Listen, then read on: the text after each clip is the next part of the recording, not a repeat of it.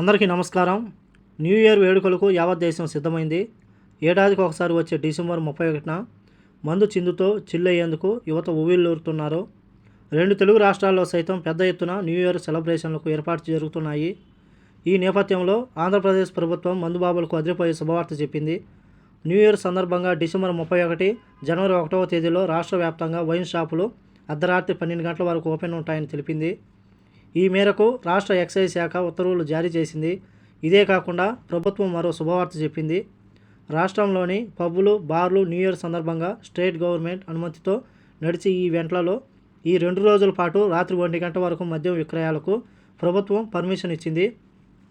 ప్రభుత్వం నిర్ణయంపై మందుబాబులకు హర్షం వ్యక్తం చేస్తున్నారు. సర్కార్ తాజా నిర్ణయంతో ప్రభుత్వానికి భారీగా ఆదాయం వచ్చే అవకాశం ఉంది. మరోవైపు తెలంగాణలో మాత్రం న్యూ ఇయర్ వేడుకల నేపథ్యంలో పోలీసులు కఠినాంక్షలు విధించి భారీ బందోబస్తు ఏర్పాటు చేశారు. డ్రగ్స్పై ఉక్కుపాదం మోపుతామని ప్రకటించిన పోలీసులు డిసెంబర్ 31వ తేదీ రాత్రి 8 గంటల నుండే నగరంలో పెద్ద ఎత్తున డ్రంక్ అండ్ డ్రైవ్ డ్రగ్ టెస్టులు చేసేందుకు రెడీ అయ్యారు.